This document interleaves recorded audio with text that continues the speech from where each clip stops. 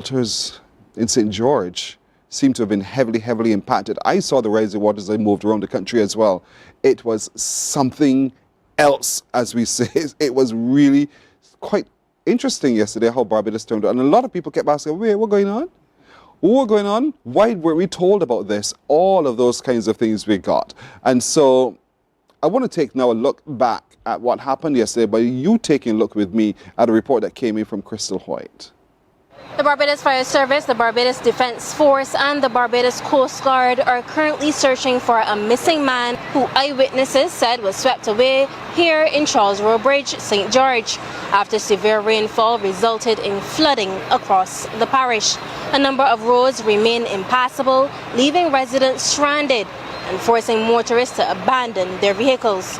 Prime Minister Mia Motley and Minister of Home Affairs Wilfred Abrams, along with emergency personnel, are currently on location assessing the situation.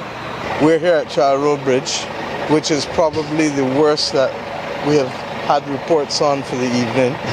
There have been some other instances across the island, but nothing compared to this from what the Minister of Home Affairs and the DEM have reported so far. As you can see, there are a number of cars that were clearly carried away by the water gushing. And I'm sure that others have seen the pictures on social media. One is right here to my right.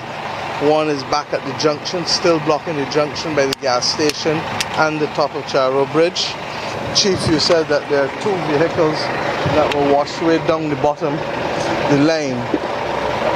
What is even more worrisome than all of that is that there is a report of a missing man, and the initial video would suggest that the water swept him away, but it is too early for us to say any more at this point in time. I've met with his niece. We obviously have him in our prayers, but the police and the fire office and firemen and the BDF have to be allowed to do their work to see what is happening down there. They've managed to clear away a little bit, because when we first came, the chief was worried even about the police going down there, but he's now said it's clear for the police to go and take the photographs down there. This is exactly what we've been talking about when we talk about the intense rain that we're not accustomed to. And this regrettably is part and parcel of all that we've been fighting for with respect to the climate crisis. It's going to take time for us to adjust our infrastructure. This is not something that can be done in 5 years or 7 years. This is a long-term effort. This is a marathon.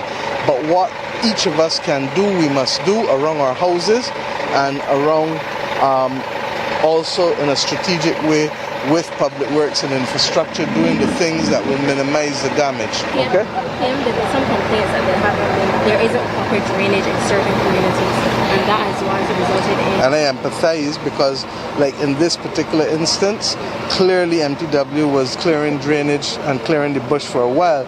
Where they fell down and where I'm not happy with is that they did not move the debris having cleared it, and therefore that would have compounded the situation. As it relates to other communities, let us be real, you can't boil the ocean all at once. So that MTW, I think, has been trying to be able to deal with it, but I keep making the point. The intensity, let's look at Jamaica, the intensity that they faced. Let's look at Grenada and St. Vincent last year, the intensity that they faced. Our infrastructure built over the last 70, 80, 90 years is not built for this kind of weather, and that's why I keep talking. People talk about my travel, I keep going overseas and being able to make the point that we need to be able to receive funding for the damage. We did not cause this climate crisis, but we are on the front line of it, and there are too many times, whether it is drought or whether it is flooding, luckily for us, and find some wood to knock fast for me please, we've not been affected in the same way with the hurricanes, but the floods and the droughts and the sargassum are the three ways in which we face the immediate danger. That does not mean that hurricanes will not hit us, and we know through Elsa, but because we are so far east, it means that the water is not as warm as it is if we were west, like the other islands or in Jamaica. You saw how Melissa stayed over the Caribbean Sea, dropped to a mile per hour. The temperature of the sea was 2 degrees higher than it normally was. And therefore what you hear from people is that it hit Western Jamaica almost like an atomic bomb. Okay? So I'm asking Bajans all of us, we need to be more sensitive to the new world, to the new reality in which we live. 2-3 hours of rain can cause havoc and can take people's lives. Yep. So this morning, naturally, for a lot of people, there's a lot of cleaning up to do, but we hope that all of the cleaning up for all of us left, there's a greater understanding of community, greater understanding of the plight of others, and look and see how we can help. Don't just peep and gypsy, as we say, but how can we truly help those who've been significantly impacted by the report you just saw. Now, come here today, we want to continue looking at the One Family program and the great work that they're doing, and there's an element to what they're doing as well that teaches the fisher to fish, and I can't wait to talk about that in just a little while. The Barbados Citizens Band Radio Association is marking a significant milestone. We'll tell you this morning what that milestone is and what the celebrations are and why you can be a part of it as well. We also take a look at disaster and tourism resilience from a man who has lived it all, who has experience in all of that, and so he will join us to talk a little bit more about his experience, but also to teach us how we can have a more resilient tourism industry in a small island like ours. We share with you more of the events as we gather this month in St. Michael. We'll also this morning be looking at the 12 commandments to be a responsible dog owner. Yes, thou shalt and thou shalt not. We'll talk to you a little bit more about that in just a little while as well. And the focus continues this month on the family, as it is indeed Child and Family Month, just ahead of a big activity coming up just for men. And we'll talk to you a little bit more about those as well this morning. It's 14 after the hour. We'll take a break, and when we come back, much more on Morning Barbados. Morning, morning, morning. Good morning. Good morning to you.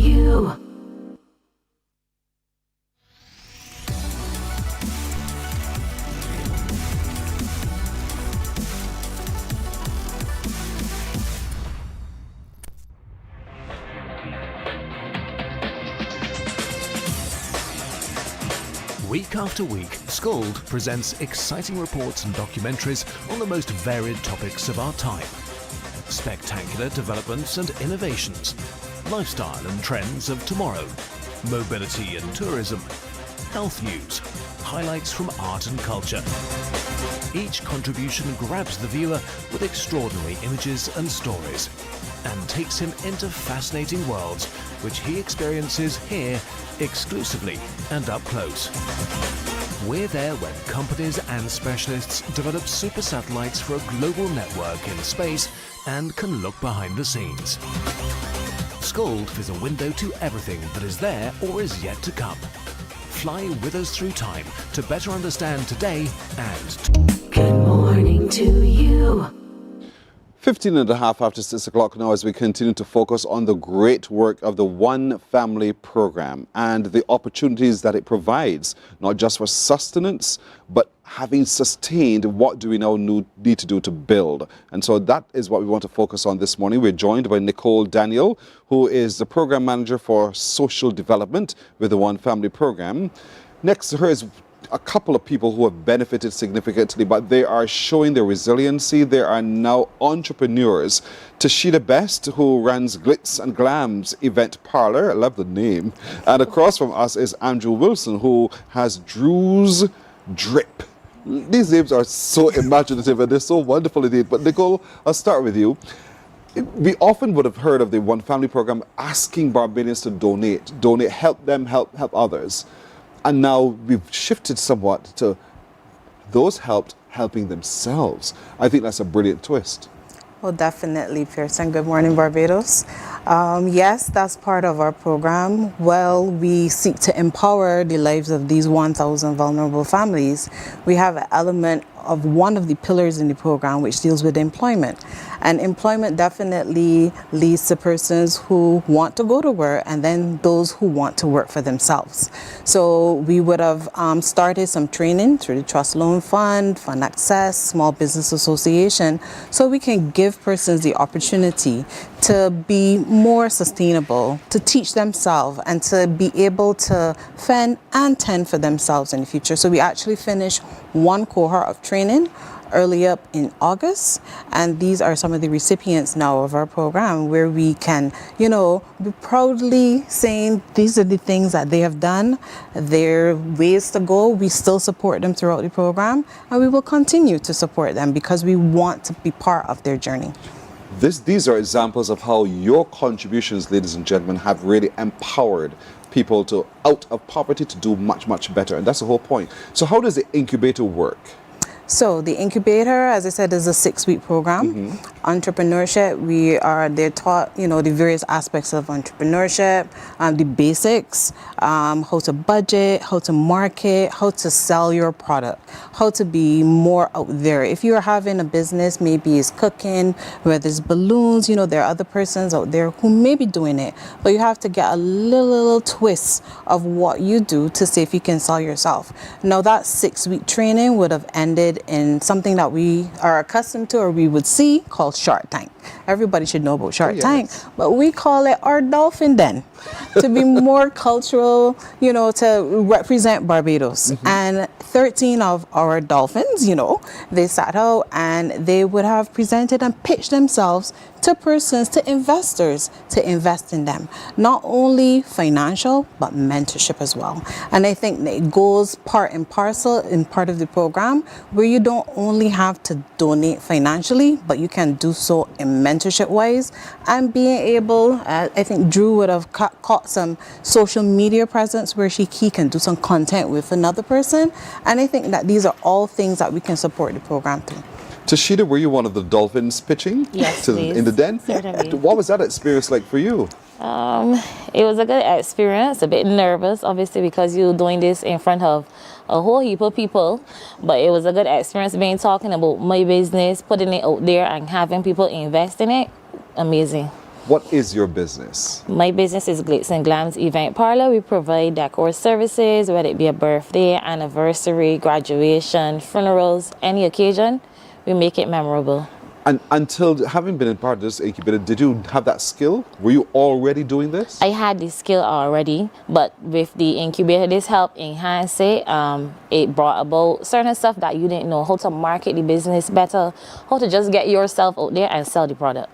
And so you brought along a couple of your examples of the brilliance of the work. When I saw, because I wasn't so I said, what were these balloons walking through the car park coming into the building?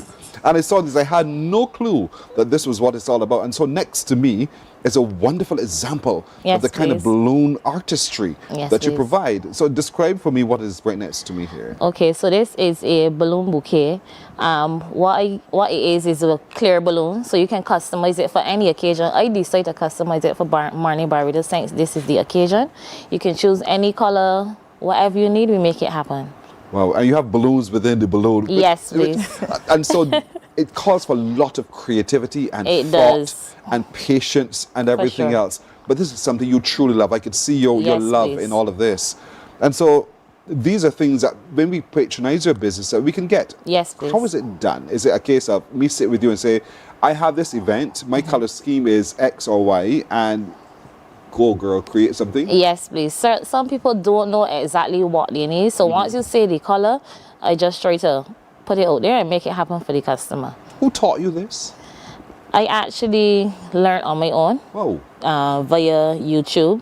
But then I did like 2 classes to help enhance it and know a bit more hands-on about it. But mainly self-taught. You are so good. Thank you. And then next to you, there's a bouquet of balloons. Yes, please. It just looks like a bouquet of flowers. This is so stunningly beautiful. Could you hold it like a bouquet so I can see, please? Look at this, look. Explain to us what we're doing here now. What's this? Okay, so this is actually the flower balloon bouquet. I would have first launched this back in 2020, the first person in Barbados to start doing these flower balloons. I think to launch this year was a good idea, being by flowers, very costly. So to have balloons incorporated, which is for occasions, and to have flowers in it, best thing ever. I'm telling you, it is really stunning indeed. Well done. Glitz and Glams Event Parlor. A parlor means I can come in, sit with you, and I can discuss with you and come out way more content Yes, than I please. first walked in. Yes, And so please. how can people reach you? You can reach me at 847-5703. That's either call or WhatsApp. Or our Instagram handle is Glitz with a Z and Glams with a Z Event Parlor. Glitz and Glams Event Parlor on Insta, or 847-5703. Call or WhatsApp. I'm telling you, call her today, WhatsApp her today. This is so good. And so this can decorate your office space, your church space, your spaces, really. Or it becomes a gift to a loved one. Definitely. Because even though there are balloons in the balloon, you can put anything in the balloon Certainly. rather than just the balloons. Yes, please. So you can be as creative and as funny and funky as you really want with Glitz and Glams. Well done. Well done. Thank you. So, we got to say, friend, this, how you spell out Mornin Barbados like this? I made that. It's actual That's vinyl. tape? No, it's vinyl. So something like tape, yes, but you put it on a machine, print it out, and just stick it on. You are good. Thank you. Are really, really good. Because you've taken something that we blow up and Yep. just string out, but you've done something far more creative with it. And Certainly. all of this, you just, because you were sitting at home, you thought, I need to do something with my skill. Yep, and put it out there. You took a leap of faith in yourself. Thank you very and much. here you are now soaring. Well done. Thanks to the One Family Program as well for giving the wind beneath their wings, right? How has Certainly. that worked for you? It has worked very much. Being by working with the One Family helped to put me out there, get customers, being marketing the business during the same sharp program. Amazing. Dolphin Program. Yes. So it worked for you. Yes, Wonderful. Drew you too? Because here you are now, and you know, Nicole was saying that you've found yourself in some social media spotlight. Tell me a little bit about that experience. Well, basically, I was introduced to a social media person that will basically help me boost my page and get more followers and stuff like that, like advertise me better, so more people could see what you could do. And this is because of the Dolphin Den? Yes, please. This is congratulations, first of all. Yeah, thank what was you. that experience like for you, pitching in the Dolphin Den? To be honest, it was a bit nerve-wracking at first. I was like, I got a pitch in front of about 4 people, but it was an eye-opener and a learning experience, to be honest, for future endeavors. Because you believe in your product. Yes, please. What is it that you do? I customize and clean shoes, basically make the old to new, new to extreme. Yes, please. Old to new, new to extreme. Yes, please. I just like that, and that's your push. So when you say new to extreme, what do you mean by that? Basically, I will bring like a new pair of shoes now, but you want a unique touch on it. Like for example, Like shoes this. I have here. Like what you're watching on your screen, folks. You want Look at these big laces. So that's the extreme you're talking about. Yes, Example. please. Wow, you've done this Yes. please. again. Where did you learn this skill? Well, similar to Tashida on YouTube, basically. YouTube, researching, watching others, and just trial and error. Keep trying till I get to the point where you want to be. You could have chosen to do anything else, but you chose to do this because you believe you're really good at it, or was there another reason? Well, it's because I love shoes. I was like a fashion person, especially brand. Yes. So each time myself get saying that in line with my personality, and I like to look unique. So this is where the idea came from, me, really and truly. And what's been the response so far to your business? It's been a positive response, and some people might be hesitant because sometimes not accustomed in Barbados, but a lot of people like designs and stuff like that, and the idea. It's really funky for real. And so you're called Drew's Drip. Now I'm seeing the pink thing dripping on the shoe. Is that part of the is that part of your name? Is that your brand? Well, yes and no, because the drip thing was just an artwork for me. That's how I wanted to do the shoe, but I call it Drew's Drip because a little catchy thing for my business name. That we really wanted, that Drew. Well, listen, you have to be true to your name. If it's drip, drip. Right. Right, Nicole? So we in drip all the way. Indeed. But so far, so good for you. And so, do you see the benefit of the One Family Program? Yes, please. As I said, it was an eye-opener, and being around other entrepreneurs helped too, because you can see that you're not alone, you're not struggling by yourself in terms of you will come and ask, like, for example, go and ask Tashida about a problem that she faced, that she got through, and that can help me too. So it was an eye-opener and a really big help for me. If you were not doing this, what would you have been doing? Honestly, that is a hard question. I'm not too sure because really and truly my eyes and my focus is just set on this here right now. And if it feel ain't really name else is just this here. So you're looking to succeed this here. And so you see this as helping you to cope with life's realities. Yes, please. Yeah, because had it not been for, heaven knows what else you could have been doing. And the same thing for you, Tashida. Certainly. This brings out the best part of you so that you can get away from the other part of you. Correct.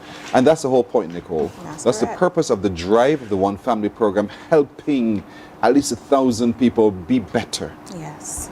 And so even through that, you know, we've now started a new cohort now of entrepreneurs, 15 bubbling, bright, and we want our first cohort of entrepreneurs to showcase and tell them how the experience has been for them and what they can expect. I mean, we go through from everything down to financial literacy because we want to ensure that as part of their business, they can use the funds that they have for their business, and they know how to separate these funds against, if you know, I have to pay a water bill, I have to pay a light bill, but you need to reinvest in your business if you want to make it sustainable, you want to make it work.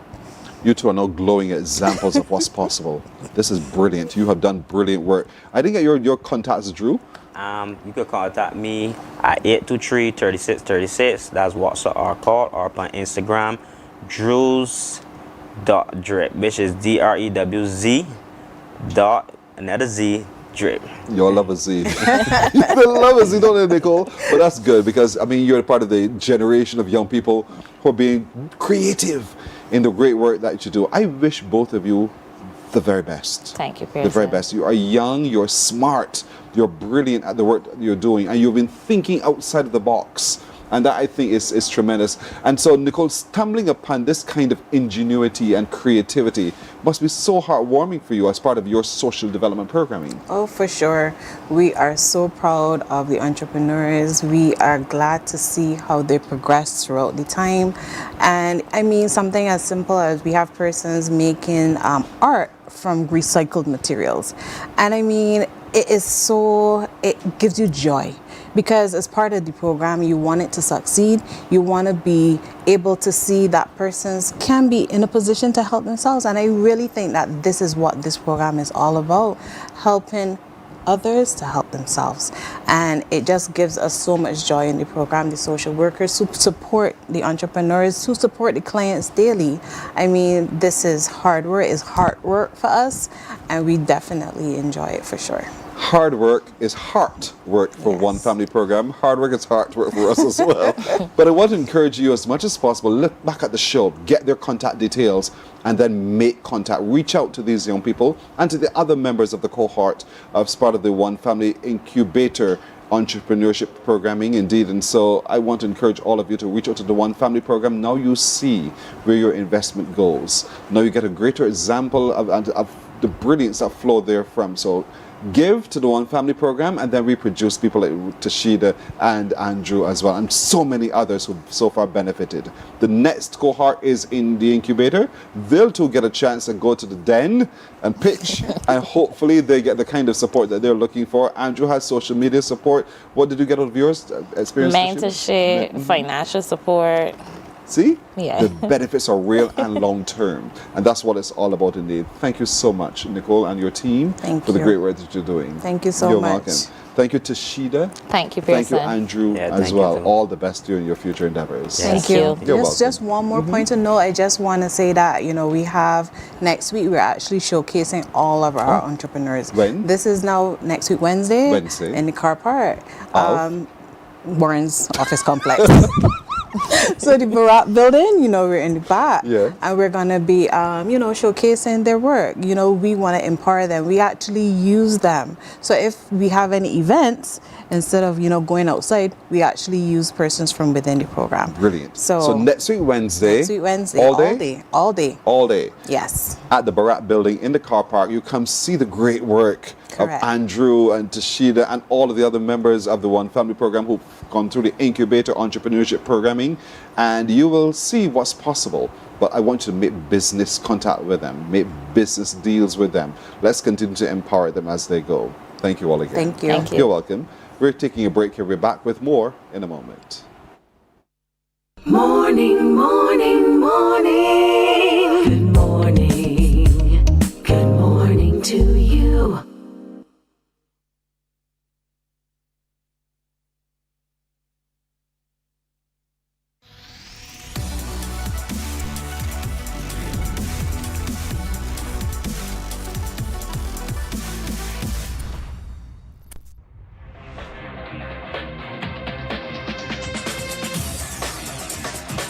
Week after week, Scold presents exciting reports and documentaries on the most varied topics of our time. Spectacular developments and innovations, lifestyle and trends of tomorrow, mobility and tourism, health news, highlights from art and culture. Each contribution grabs the viewer with extraordinary images and stories and takes him into fascinating worlds which he experiences here exclusively and up close. We're there when companies and specialists develop super satellites for a global network in space and can look behind the scenes. Scold is a window to everything that is there or is yet to come. Fly with us through time to better understand today and tomorrow. You've always wanted that. Scold, a look into the future. Our world today is not the world God wants it to be. One of the reasons, which will surprise many, is that our planet, its governments, and its peoples are all living under the weight of Satan's rule. From the beginning of mankind's existence to today, human history is the written record of what it means to live under the rule of the devil. Yet that rule is coming to an end, and what a difference that will make. Every Sunday at 9 a.m. on CBC TV 8, tune in for Tomorrow's World, sponsored by the Living Church of God. Some ask, what makes Barbados so special? We at Mornin Barbados say it's you, our exceptional youth. You are talented, resilient, and inspirational. You are the epitome of the Barbadian spirit, testing the boundaries of your creativity. If you are an entrepreneur, artist, baker, designer, author, or have done anything you think should be highlighted, email us at morninbarbados@cbc.bb. Let us show the world our exceptional Bajan youth. From the beautiful shores of the gem of the Caribbean, Barbados, home of the amazing Harrison's Cave, the tantalizing Oystins Bay Garden, our historic garrison, the indigenous road tennis, and the friendliest people in the world. We are 94.7 FM, the ultimate Bajan experience. There is a saying, you can find a Bajan anywhere. Are you a Bajan living abroad? Or do you know of one who has migrated to another country? Well, we at Mornin Barbados would love to have you or them on our Bajan Afar segment. Share your amazing stories, experiences, and how you have adapted to a new culture. Morning, morning. Good morning. Good morning to you. We're 24 minutes now to go to 7 o'clock. As we started the show, we were telling you about the rains yesterday and how it impacted the north and central parts of the island as well, significantly causing much flooding and in some cases a little bit of damage to buildings. We can tell you right now that the Alexandra School in Speightstown is closed today. So to you parents and guardians of students of the Alexandra School, there is no school at the Alexandra School today. That's now been announced by the Ministry of Educational Transformation. We're told too that the government of Barbados will be examining all of the schools' infrastructure across the island to see which ones are suitable and which ones are not for school today, and so they'll make an announcement shortly. So stay tuned to all of our media here at the CBC, all of our radio stations, and us on Morning Barbados as well. We will let you know as soon as we know. But what we can tell you for sure is that the Alexandra School is closed today. I also saw yesterday, as a matter of fact, a video coming out of St. Lucie at the Darrell Jordan School where the whole field was waterlogged as well. So that water yesterday was really, really pervasive in so many different ways, in so many different areas as well. But, you know, when these things happen, there's an organization that we often tend to call on because they stand up in moments of disaster. They are the Barbados Citizen Band Association, Radio Association, and they're marking a significant milestone. I'm joined now by the President Emeritus, a good friend for years, Randy Chandler. And across from here is another good friend for years, Jason King, who's the vice president. Gentlemen, good morning. Morning. You're in good company. Thank you so much. And let me not say, I can't go without saying good morning to Yvonne. Yvonne, your boy is with me. Justin, your boy is with me as well. And so, gentlemen, 50 years is the celebration. Not 50 days. 50 Not years. 50 days indeed. Briefly, give me a little bit of the history and where we are now. Okay, well, obviously we started back in 1975. At that time, it was just a hobby and a few persons interested in radio. Really, CB radio at that time, that's what was popular. We picked it up, formed the club, and since then we have grown out of the CB as such. Still some CB in Ireland, but communications and what we do would not allow CB to cover the range that we do with these radios, VHF radios. So we are, all mass crowd events. We're part of the Department of Emergency Management, one of the resource agencies there. And once they're stood up, well, we get called out then for these events. So wherever you see a mass crowd, you'll find us there providing communications for the event. They usually link us with the first aiders, so if anything happens, we can relay the information. And so we're busy 24/7, as they say. But busy in a good way, because you're assisting communications, especially when there are challenges. Correct. And so an event like yesterday, where telecommunications might have been disrupted, the CB band radio, you stand up, you work to get the messages out. Yeah, well, we weren't called out, yes. Once DEM I know you wouldn't. Yeah, once DEM has been activated, they would then call out the agencies and we would get called out then. Relate to me the experience in Jamaica now. Has your counterparts in Jamaica, have they been called out to work as well? Do you know?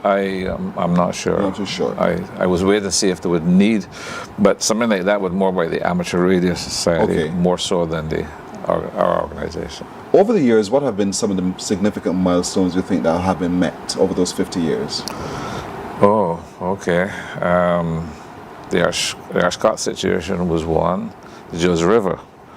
We were actually on the East Coast. At that time, Cropover was on the East Coast. And we were working there, and one of our guys who was close to the same incident called in the report. And it was a challenge for us as well then, because we were working CB, and I had to get the information from there back to the hospital where we had posted somebody as well when it happened. But we got through it, and it was a very big help being on location at that time as well too. Those two incidences more stand out. The incident with Karoo, well, we couldn't do much about that, but we were there to help them clean up the area and sort things out and get things back to normal. So a few instances. And then there's some other young people who've come in. Jason is one of the youngsters who was a part of it now, rising to the post of vice president. So Jason, what got you involved first of all, and what advice would you give to other young people like yourself to be a member? So as a boy, I always liked walkie-talkies. That's where it all started for me. But I'm a Cub Scout leader as well. So in 2017, we had a district camp at the Allen School. And the Sunday evening of that camp, we were taking the boys on a tour, a walking tour / hike of the lakes area and the area, the surrounding areas. So two of the club's members, who are also leaders, they were looking for a third person to use a radio, because we were taking the boys in different directions with the hope of lining up or coming together in one spot close to the isolation cricket field, KMV Oval. And they said, Jason, could you use a radio? I said, well, I don't think it's that hard. They gave me a little bit of quick and dirty of how to come onto the radio, how to introduce yourself, etc. I did that, and it worked out to the point where there were others listening on the frequency that said there's absolutely no way that he could be using radio for the first time. Then to realize that my neighbor, with all the paraphernalia that I see by him, the antennas, etc., that he was then the president of the BCBRA. And I said, well, sign me up. It's volunteerism, national response, I'll assist. However, I procured my radios, set up, joined the club, and I don't want to say the rest is history, but it's been 8 years. It's been 8 years. Just 8 years. Just 8 years since it started. In terms of recruitment drives to get other young men like yourself to be involved, how is that going? Well, we're starting, we do have some pillars at the moment, and the third of those is youth development and community response. So we do have the Randy and a couple of our other members go out to some of the primary schools and introduce them to radio and train some of the children in radio. One of the big things at Hilda Scheme Primary is a program where Randy and Carl Austin, they go up to Hilda Scheme and work with the children at the school. And the response has been phenomenal. So if we get them interested from that age, it means they will be interested, hopefully, for the long term. I've had Carl come to my Cub Scout group and do some presentations on it. And the boys keep harassing me almost every week. When is Uncle Carl coming back? So the interest is there. We're also building a training program, because there's nothing like formalizing the training. So you have that standard built. Because with this kind of radio, you don't want chaos. When persons come onto the airways, persons need to understand protocol, the order in which they respond, all those different things. So we're building that training, some training guides, so that we can standardize the training that we perform. And we do that for the Department Emergency organizations as well. So for those watching who are keen, as you are now, listening to what you've just described, and who say to themselves, I want to be a part, Jason has just convinced me I ought to be a part, how can they do so? Well, we do have monthly meetings. It's still a bit of a club, but we have formalized quite a bit in terms of modernizing our constitution and our standard operating procedures. But we meet every last Wednesday in the month at our clubhouse. I can still call it that, Randy. Sure, I hope certainly, so. yes. Which is on Nursery Drive. It's been recently painted. Nice red building with a beautiful view, looking towards the hospital and that River Road area. Brilliant. So you can show up on the last Wednesday of every month for the meetings and indicate your interest. Randy, over time, equipment changes, technology is upgraded and so forth. Have you seen the change in the equipment you use as part of this organization? Yes, mainly from the point of view of costs. Years ago, you had the very top lines that you could only get, the ASU and ICOM and that type of line. But now there are a lot of other agencies making radios, and you find that there's one called Bofeng, which is, I believe, a Chinese radio. The cost is very conscious compared to the other radios, and you find a lot of persons are going for them. They're not as durable as the radios, or even probably this one I have. So I've seen a standard of radios improve over the years. Okay, that's good. So there's improvement. Yes. So what's happening to mark this 50th milestone? Who's going to tell me? What significant activities are you having? We started with a church service yesterday morning at All Souls Church. We had quite a good turnout from our members. Now we're here on keeping company with you this morning. Yes. Tomorrow, I think it's the juniors, the school. Yes, tomorrow's the school. So have an open day at the club for schools, and have a number of schools that will come to visit us. We plan for that. And then on Wednesday, it's open to the public. And I think we take Thursday off, and then on Friday to prepare. Yes. To prepare for? You filled them in with that. It's a big event.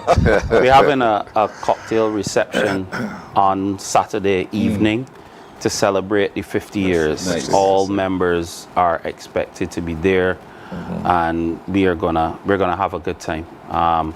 It's one of the organizations where young people like myself interact with younger people like Randy, and enjoy each other's company and learn from each other, because this discipline gets very, very technical. So you exchange experiences and learn from each other. You work different events, and there are different things that happen at different events. So we learn from that in order to build for better organization going forward. On Wednesday is the open day to the public. To the public, yes. At the clubhouse and Nursery Drive. Yes. What time does that start and end? 10. From 10. Yeah, So from 10. around 10 or so, you want to open to the public to come and see what you do. And so when we come to see what you do, what will we be engaging with? Well, it slipped us to bring one of our most recent additions to the equipment that we use. A couple of years back, I was attending one of the meetings with the ministers, and the question was asked, has anybody prepared for earthquakes? Well, earthquakes don't tell you when they're happening. I went back to the club, discussed it with our members and so on. We came up with something called a grab and go, which is basically radio equipment installed in a case, toolbox case, radio, antenna, power supply, battery, and so on. And the idea is that should anything happen, grab it, and within 30 seconds, within a minute, you set up and you can communicate on the air. So we're pushing that. I know the Barbados Red Cross has a number, we built them for them. And then the individuals themselves have now started to build them. And that is the piece of equipment that we use a lot as well when we go to different shows and so as well, because it's quick to set up, quick to use, and it can be on the air in no time at all. So we can come see all of the technology that all of that will used be in this whole thing displayed, as well. yes. And if you're interested in membership, come have a discussion. Jason will be there, and Jason will be happy to answer any questions for young people like himself and younger people like me.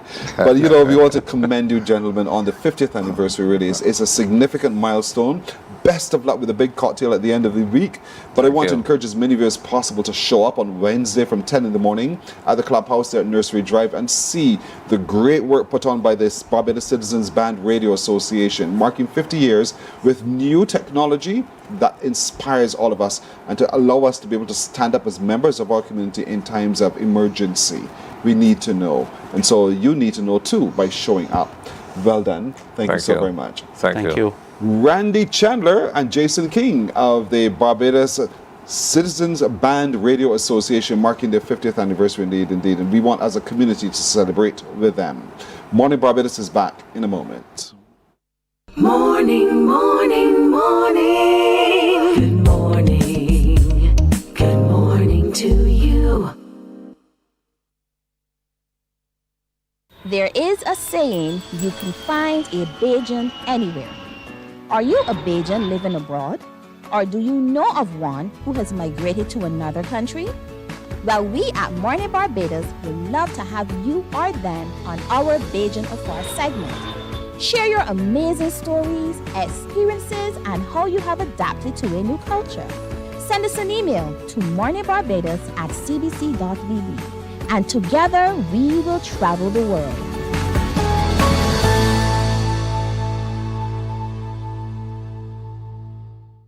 God will not give you a job. God will not call you to do something and then not give you the capacity to have it, to make it happen. He will give you the resources, he'll give you the people. Not only will he equip you with ideas, but he will equip you with favor, as he did Nehemiah.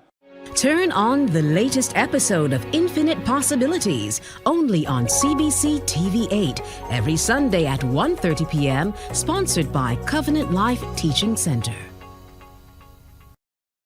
Welcome to Nature's Discount, the ultimate health food store. At Nature's Discount, we have thousands of quality products at great prices. Hi guys, Dottie here with Nature's Discount, and today we are talking about Solar Ray Microbiome Probiotics and why you should be taking them. And we have well over 3,000 amazing products to help you get healthy. For your health tips, tune in to CBC TV8 every Monday, Tuesday, and Thursday for Nature's Discount. Morning, morning. Good morning. Good morning to you. We are 9 minutes now to 7 o'clock. This evening at 6 o'clock at the Sajikor Cahill School of Business, there is a public forum examining sustainability and tourism resilience. It'll be presented by a man, Professor Masato Takamatsu from Japan. And he's with me right now. Good morning to you, Professor. Morning. Good. You come with a lot of experience in teaching people about tourism resilience. Yes. And give me a little bit of background to what caused you to be able to take up this particular subject. Well, actually, I spent 43 years in travel and tourism sector, studying with the travel agency and the consultancy, as well as the research and the teaching. And what happened in Japan in 2011, maybe some of you may be aware that there was a major earthquake and tsunami that devastated some large part of Japan. And as an expert in tourism marketing, destination, management, I was looking at the affected destinations and asked myself, what can I do to recover the impacted destinations back to normal, and again attract a lot of visitors once again? And I had no answer, to be frank with you. So that's when I started thinking about the tourism resilience. And I had a consultation with some of the international experts who have experience in supporting the affected destination back to normal. And wow, the very report that was really impressed was the one that was released after there was a major tsunami in Indian Ocean in 2004 on the Boxing Day. And the report titled Phuket Action Plan, because the Phuket Island in Thailand was one of the destinations that was really badly affected. And there was a lot of international agencies and tourism-related associations got together, and they built up the plan for the recovery, and they had a perfect report. And I just read it, and wow, there was an answer. So that's that's how I walked into this field of tourism resilience. We live on small island states where literally everywhere is on the coastline. Yeah. Our tourism product is part of our major livelihood. Absolutely. And so its devastation results in the devastation of many, many people on the island. And so your mission is to be able to help us understand sustainability and resilience. Absolutely. From your experience then, and the reports you've read and so forth, what do you think we can do in the Caribbean? Okay, well, there are a lot of lessons just around us. Well, just look back in a few weeks. Jamaica experienced major hurricane, Melissa, and the tourism sector was really badly devastated, and they're on the way for the recovery. And just earlier this morning, there was a report on the flood yesterday, and the Prime Minister was making some comments on that. And well, that is the lesson that we really need to think about in the perspective of the tourism sector. It's not a community thing only, but with the same thing, just imagine something happens to the tourism businesses, the hotels and the restaurants and the restaurants, of course, and marine activities. What would happen? So what would happen? How do we recover? Right. Well, before thinking about the recovery, we have to ensure the safety of the visitors who are there. And well, in this case, was a flood, but maybe a major hurricane, category 5, 4, may make a landfall to Barbados. Nobody knows. And maybe there's an possibility of the experience of tsunami. And yesterday when I was walking around the hotel, I found just one sign saying tsunami evacuation area, just in front of the police station. And that means, but that was the only place I saw this warning. So what would happen if there's a tsunami hitting all the beaches of the island? There will be huge scale of the casualty. So we can do better on signage. That's one thing. And when it comes to tsunami or the hurricane, you know that those incidents will happen, in a few days to come, especially the hurricane. You know, you can really focus on it. So what you can do is evacuate the, risk areas, so that the visitors will, well, maybe they have to make an early return home, but ensuring the safety, because as long as there's no visitors there's no risk on the visitors. Of life. And same, likewise, the ensuring the safety of the employees of the businesses. So have one signage, evacuation plan. Evacuation plan and information, communication. Correct. So all of these are elements that we need to look at. Yes. But when it comes to building the resilience, is that also part of what you see to be a part of the resilience? Yes, yes. But so therefore the loss of property. Yes. And the whole point you're trying to make, I suppose, is how do we protect life? We can rebuild property, but how do we protect life? How do we ensure that the days after we get back up, is that part of the plan that you're going to be sharing? Yes, yes. Well, there could be a lot of different situations that we may experience after the incident, the disaster incident, but basically, unlike the sustainability or continuity of other industries such as manufacturing or the major hardship that the tourism sector experiences is the loss of the visitors coming to and even if there's only just a minor damage to the property, but as long as the news spreads out that the Barbados has experienced the major hurricane, just imagine that if you are in New York or in London and have a plan to make a vacation in Barbados, what you do? You would probably cancel the whole thing. So here again, the importance of communication. If in the course of the recovery, it is critical to communicate with the market.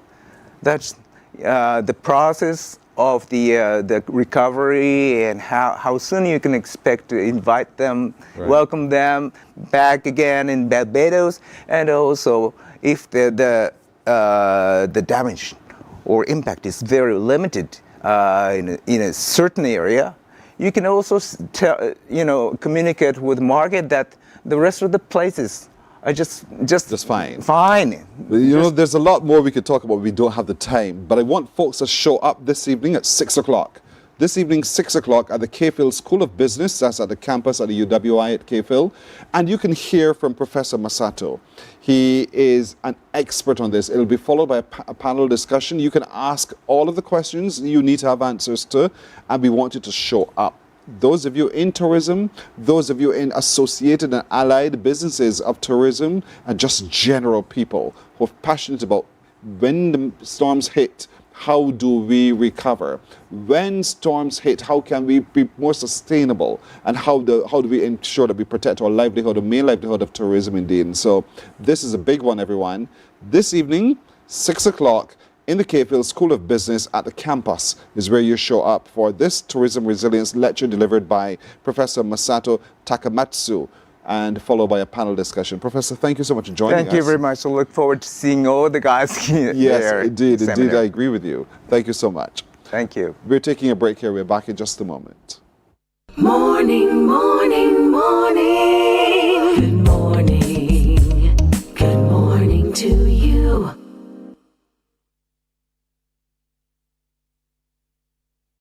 Welcome to Nature's Discount, the ultimate health food store. At Nature's Discount, we have thousands of quality products at great prices. Hi guys, Dottie here with Nature's Discount, and today we are talking about Solar Ray microbiome probiotics and why you should be taking them. And we have well over 3,000 amazing products to help you get healthy. For your health tips, tune in to CBC TV 8 every Monday, Tuesday, and Thursday for Nature's Discount, sponsored by Get Healthy Incorporated. 98.1 The One, your number one party station. With an audience from 18 to 40, we keep you engaged, energized, and entertained. Choose 98.1 FM, The One.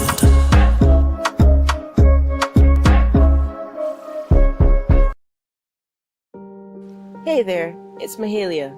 I want to share something that might be really helpful. If you're feeling anxious, overwhelmed, depressed, or lonely, and have no one to talk to, Morning, morning, morning. Good morning. Good morning to you. Let's get into the news now. First off, just to remind parents and guardians of students of the Alexandra School that school is closed today as officials continue to make review of the property, the plant of the Alexandra School following yesterday's rains and rising waters. So no school at the Alexandra School today, and the government officials are touring all of our schools' plants to take a look at see what has been impacted significantly or not, and they'll inform us as to school openings as the morning progresses. I encourage you to stay tuned to the media of the CBC. We will let you know as soon as we know as well. Just had reports of a tree fallen right there at the intersection at Upton, and that creates a little bit of a traffic nightmare for some. We want you to be very, very careful as you traverse that particular area. In the area of Upton, on the left-hand side, if you're traveling south, that tree is going to impact your flow of traffic there, so we encourage you to be very, very careful indeed. As we understand, yesterday's rain weakened the soil, and so everything that the soil would hold intact would be impacted by the rains there. Well, a local effort to raise money to help Jamaicans recover from the devastation caused by Hurricane Melissa last month has raised close to $26,000. That amount was pledged during the 4-hour One Love Jamaica Mediathon hosted by the University of the West Indies Cafel campus and broadcast on local media. The Mediathon featured not only entertainers but interviews with those affected by the Category 5 storm which hit Jamaica on the 28th of October.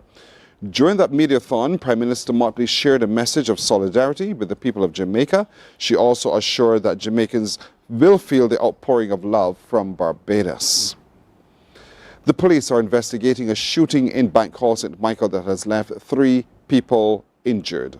That incident in First Avenue, Sealand, occurred around midday yesterday. According to the police, 3 people were in front of their home when a motor car approached. Occupants of the car discharged several gunshots and all 3 people were hit.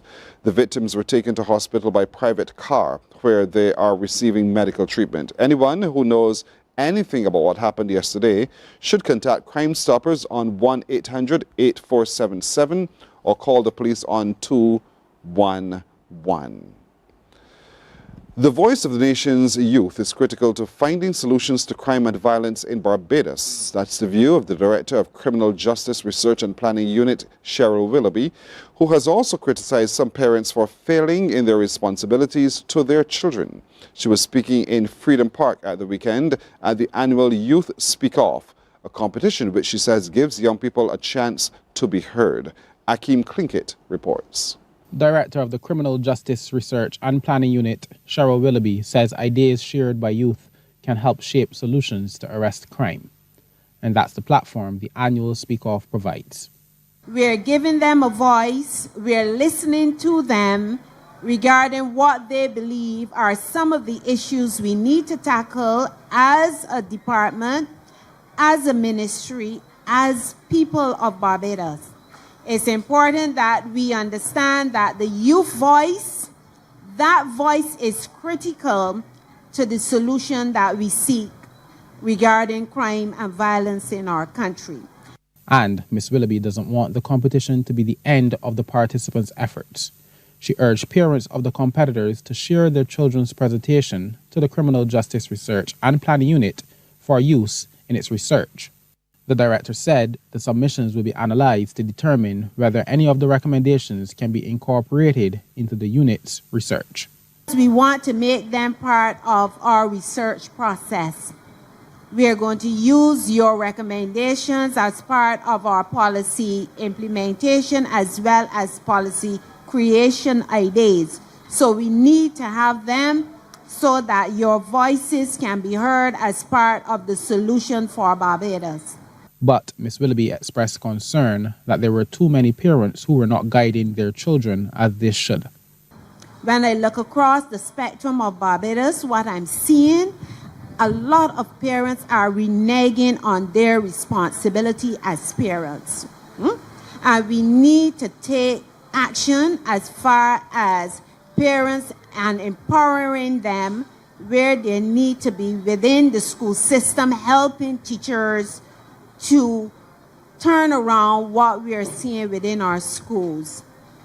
I was very, very concerned when I witnessed some fights recently on social media. I could not believe what I was seeing. It seemed as though we were in a combat zone because it was a vicious fight. And what was also troubling to me was that these fights took place among women, among young girls, school-age girls in uniform. At the end of the competition, 15-year-old Takiri Sargent emerged the winner, with a presentation titled, Safer Barbadian Communities Require Empowerment Over Fear, Empowering Communities, a Call to Action. Akeem Plinkett, CBC News. Food Festival is continuing the advocacy for eating whole foods and showing Barbadian culture. The Slow Food Festival is promoting homegrown foods in a way that is tasty and affordable. Managing Director of Slow Foods, Julie Hooper McNeil, told CBC News that slow food is a response to the fast food culture, and Barbadians have been responding well to the concept over the past 13 years. It's really looking at our community and what we grow right here. So it's all about good, clean, and fair food. Good meaning that it tastes good, that it's good for us, it's nourishing. Clean meaning it's good for the environment and also our well-being. And also takes care of the reefs and our water table. And fair is that it's fair. There's a fair price for a consumer, but also there's a fair price to the farmer and the producer. So we want this food accessible to everyone. The awareness is really out there and that people are seeing that it not only affects our health and our wellness, but also our ability to access food. Today's Slow Food Festival partnered with the Ministry of Health and Wellness and the Heart and Stroke Foundation of Barbados. The 17 stalls each prepared a slow food dish for the day, using whole foods only grown in Barbados. To Sports Now, Barbados' record at the inaugural 2025-2026 CONCACAF Friendly Series is 1-1. In the Group C clash over the weekend in Antigua, Aruba blanked Barbados 3-0 in the Sir Vivian Richards Stadium with goals from Quinlan Polina in the 4th minute, Jabrian Romano in the 59th, and Carlito Fermina in the 76th. Despite the result, midfielder Sharon Hoyt says the squad is showing lots of improvement. There's almost 2 years now, Coach Kent to cut the team, We learning, we improving, Sometimes when we win, we get a little bit complacent, so we gotta keep humble, and just build and build and build, Instead of winning and losing, just keep building and building, and getting better as a team. But the football improve, we come with a different tactic. We knock the ball more instead of playing the long balls. We work harder. We play as a team. The guys.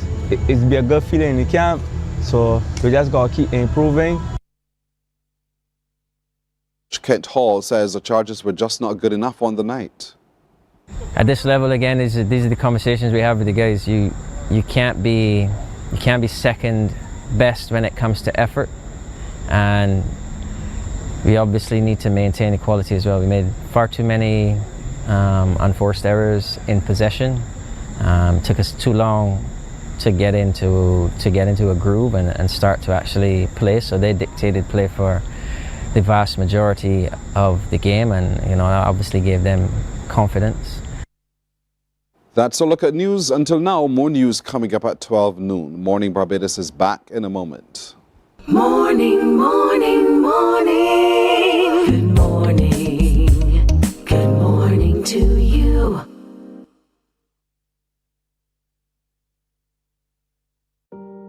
Hey there, it's Mahalia. I want to share something that might be really helpful.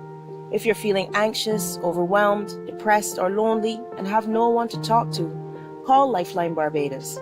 We all face struggles at times in our lives. You're not alone. There's no need to feel ashamed or embarrassed. It's okay to reach out for support. Lifeline Barbados is completely confidential. No one else will know you called. They're there to offer a caring ear and guidance without judgment. And fellas, I want you to know asking for help is a true sign of strength. It takes real courage to reach out. You can also call Lifeline Barbados if you're worried about loved ones who are struggling and you need advice on how to support them. There's a saying, a problem shared is a problem halved, but not everyone has someone they can confide in. That's why Lifeline Barbados exists, to be there for you or someone you care about during tough times. Save this number. Lifeline Barbados is just a call away. Remember, you can reach out whenever you need to talk. Books open your heart, your mind, and your soul. They are educational, entertaining, inspiring, and motivating. Are you an author of a recent book you want to share? Then Mornin Barbados would love to feature your book in our The Next Chapter segment. Send us an email to morninbarbados@cbc.bb. That's morning without the G. Come and let us turn those pages together.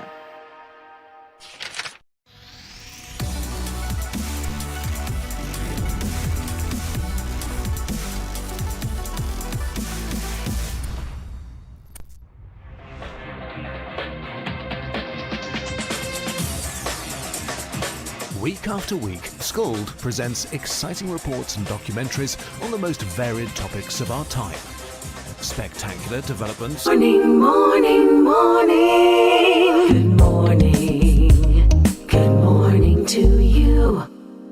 40 minutes now after 7 o'clock as we continue to gather in St. Michael this month of November, and there's so much going on. Oh, listen, they're so resilient, the rain does not stop this jam. As a matter of fact, that's what we're going to talk about now. Kelvin Carvalho, who leads the parish organizing committee, is with me. With him is Latoya Jordan, who is a member of the committee, and other members, Suleiman, Griffith, good morning to you, Morning, sir. Romano Small. Yes. Good to have you in company indeed. And so, Kelvin, Saturday, how was it? Saturday was epic. Bridgetown came alive, and the business, a lot of the proprietors and so on, said that it felt like what Bridgetown used to be years ago. So the energy and the spending power that people, Bajans came out and really support and took advantage of the sales. Yes. But also the foot tours that we had, the heritage boat tour, that was awesome. I'm your boy KB Kling. Hit the waters, he went snorkeling. Whoa. Yeah, so I saw him this morning. He did not tell me that. I'll speak with him again. right. And Baxter's Road Mall and the Duflickies and the literacy fun fair that they had at Church Village. Right. That too was really epic. So Bridgetown just come alive, and all of the vendors coming up from the post office right up to Courts.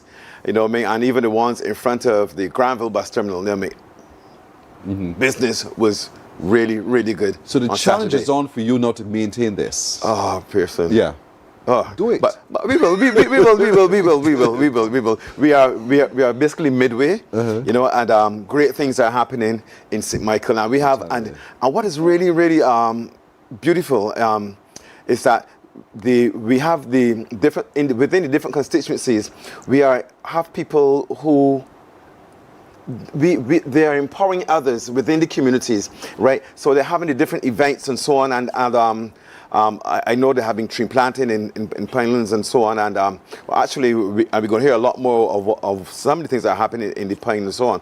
But in the different communities, the leaders in those different zones, in those different communities, are coming out and setting the pace, setting the tone for other people within the community.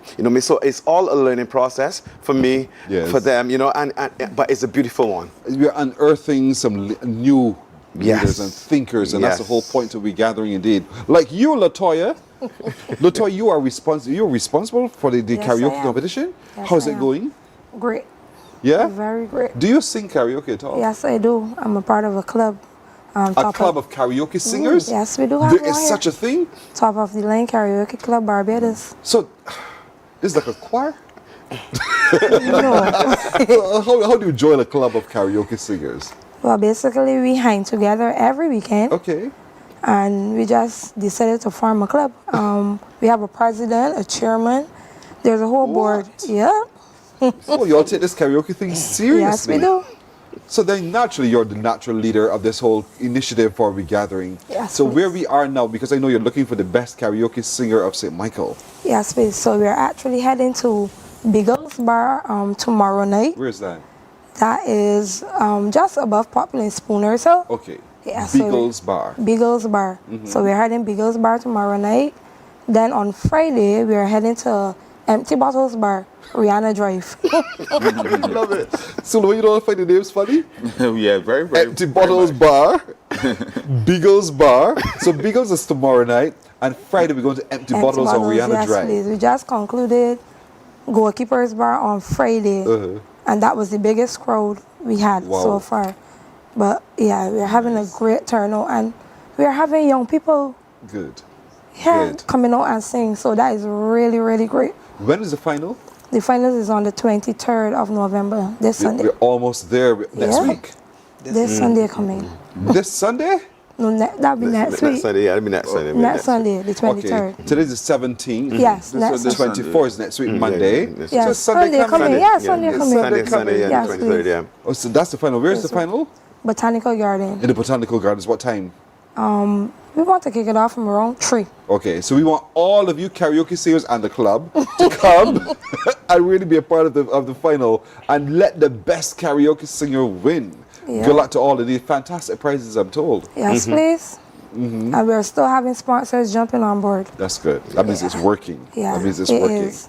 Suleiman, Yes, sir. you are a part of an initiative, though. I mean, Calvin talked about what else is happening in the Pine. We're looking at what we call now the Parkinson Resource Center, and there's an effort on to begin to honor people from the community. Talk to me a little bit more about what that's happening there. Yes, so we'll be starting on Thursday. There's actually a wall for the fallen footballers that will be unveiled on Thursday. We will play a practice or we will do a friendly game afterwards. Pinelands versus exactly. So we're gonna play on the big field under the lights. Right. Yeah. We also have one in Princess Royal as well. We call on a wall. So that'll be doing on the 22nd on the Saturday. But the main event will be renaming the community center after Delight Bradshaw. That'll be our minister's dad.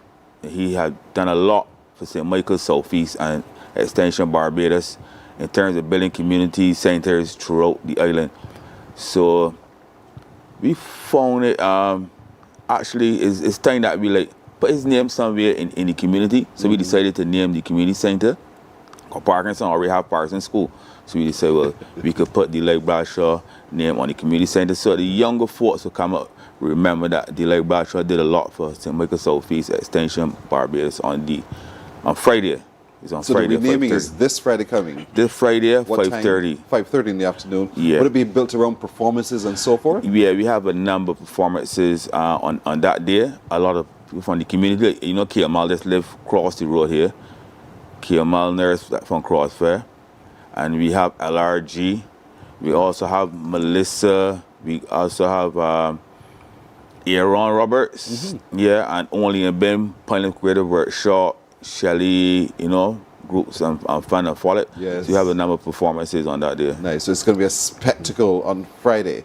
And so if you're wondering why I call him Suleiman, that's what everybody knows him as Suleiman. His name is Bromel, but everybody calls him Suleiman. And so Suleiman has said, Suleiman has said that you need to show up for these activities indeed.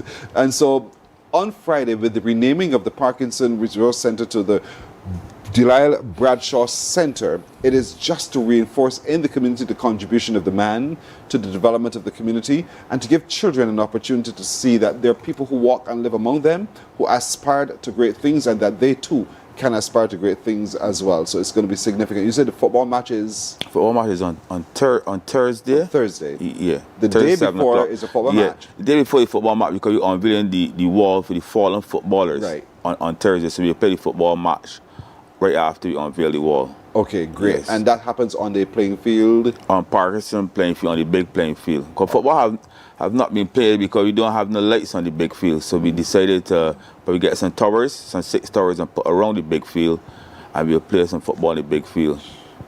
So it's a big show. Yeah. Big show. Very much, very I'm much telling you, so. it's going to be good. That's great. And so, Beat Street, the king of the beat. I say you're rocking that beat from across the street. A beat street is a lesson too, because you can't let the street beat you. Listen, the days of rapping, you had to have lived it. That was the one song that got me to a cinema here. I've never been to a cinema since. So, because it was such a phenomenal moment in time. And so, the South Central Beat Street. Yes. I mean, the name alone get me. It got me, man. So what's happening? The St. Michael's South Central Beat Street is essentially a street fair under the theme celebrating the rhythm of our people. It is an activity held on Tweedside Road this Saturday from 12 p.m. until 7 p.m. And basically it is an event that we're looking to have to highlight the cultural and the historical aspects of the community. And we're hoping that this activity would teach young people like myself how street fairs were done in the good old days, as people would say. And we are looking to have stilt walkers, we are having Mother Sally's, we are going to have the Draytons, who are an instrumental group in the community. And basically we're just encouraging persons to come out and experience the Tweedside Road, the St. Michael South Central Beach Street activity on Saturday. When is it? Saturday? Saturday from 12 until 7 p.m. Saturday from 12 noon to 7 p.m. Yes. You're closing off the street and all its arteries? Yes, the road will be closed to give the constituents the feel of the full experience. Fair. You know, the street fair that would have been held in prior years. I've never experienced one, so I'm definitely looking forward to it. To experience something fantastic. Yes. Yeah. So that stretch would definitely be closed from about Narham Road down to about the gas station. With all the food and Yeah, drinks we're gonna have accessible, food. all of those people play businesses will still be open. Yes, they will be open for sure. We'll have Freddy's, he'll be doing some sampling. Everybody might know Freddy's. Freddy's doing just a sample? Freddy's, you better prepare a lot of pork, buddy. Well, the additional pork you can definitely purchase and patronize his business for sure, but he'll definitely give some samples. Okay. We also have Eagleness Bar on that stretch. They will be doing put it on sales and the Bajan delicacies as well as the bar in terms of selling drinks as usual. And in recognition of International Men's Day, we also have Ravi Shop. He'll be doing some trims and roundups for the men that would patronize us on Saturday as well. International Men's Day is what day? Wednesday. Thank you. You're good. Just checking your knowledge is good. But you know, this is all tying in beautifully with the theme of this month for St. Michael, food and fun. Food, food and fetting. And fetting. Yes. Fun. And so, you know, that's what it's all about. We want to encourage as many of you as possible, if not all of you, to really do show up, to be a part of all of these. We do have the karaoke final coming up at the Botanical Gardens on the 23rd. Yes, please. And you need to be there from 3 in the afternoon. Come out in great number. Thursday night, there's football after the unveiling of the plaque to the fallen heroes of the area. And then on Friday, there's the unveiling of the change of name for the Resource Center to the Delilah Bradshaw Center. You've got to show up for that as well. A lot of spectacle activity around that. And then Saturday, look out, Beat Street, the king of the beat, boy. All along Tweedside Road, indeed. And so locking off from 12 noon until about 7 in the evening. And everything you know about the street fair is going to be will be flowing there, indeed. To each of you, thanks again. Wish you all the best. Thank you. Thank you, Kelvin, as well. Latoya, my boy Suleiman, and Ramono. Yes. Thank you so much for joining us this morning. Thank you as well. We're coming back in just a moment. Morning, morning, morning. Good morning. Good morning to you.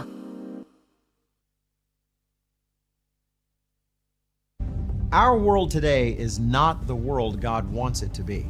One of the reasons, which will surprise many, is that our planet, its governments, and its peoples are all living under the weight of Satan's rule.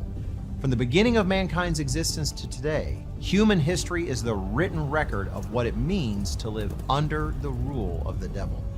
Yet that rule is coming to an end, and what a difference that will make. Every Sunday at 9 a.m. on CBC TV 8, tune in for Tomorrow's World, sponsored by the Living Church of God. Some ask, what makes Barbados so special? We at Mornin Barbados say it's you, our exceptional youth. You are talented, resilient, and inspirational. You are the epitome of the Barbadian spirit, testing the boundaries of your creativity. If you are an entrepreneur, artist, baker, designer, author, or have done anything you think should be highlighted, email us at morninbarbados@cbc.bb. Let us show the world our exceptional Bajan youth.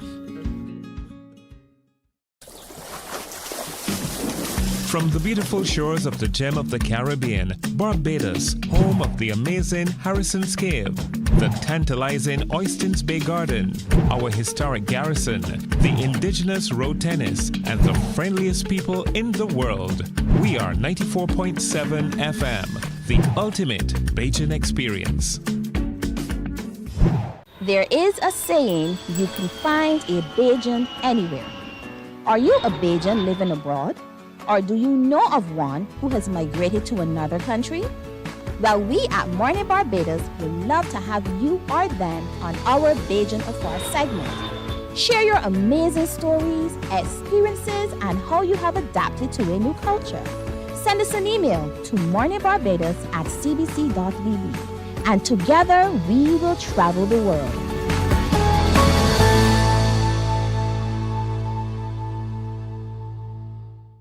God will not give you a job. God will not call you to do something and then not give you the capacity to have it, to make it happen. He will give you the resources, he'll give you the people. Not only will he equip you with ideas, but he will equip you with favor, as he did Nehemiah. Turn on the latest episode of Infinite Possibilities, only on CBC TV 8, every Sunday at 1:30 p.m., sponsored by Covenant Life Teaching Center. Welcome to Nature's Discount, the ultimate health food store. At Nature's Discount, we have thousands of quality products at great prices. Hi guys, Dottie here with Nature's Discount, and today we are talking about solar ray, microbiome, probiotics, and why you should be taking them. And we have well over 3,000 amazing products to help you get healthy. For your health tips, tune in to CBC TV 8 every Monday, Tuesday, and Thursday for Nature's Discount, sponsored by Get Healthy Incorporated.